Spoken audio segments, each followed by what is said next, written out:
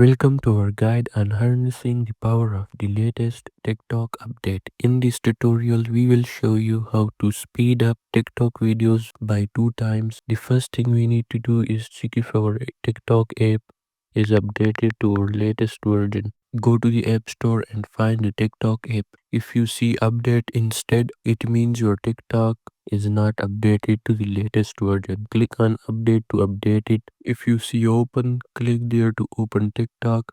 Select the video you want to speed up. There is the first method that is already known to everyone.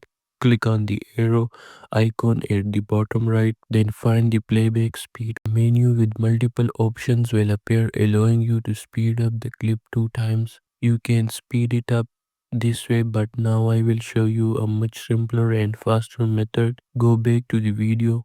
Now all you need to do is click on the video on the right side and hold it, and your video will immediately speed up 2 times. When you release your finger from the screen, the video will continue at its normal speed, and you can do this as many times as you want. So that's it for this video. Make sure to like and subscribe for more.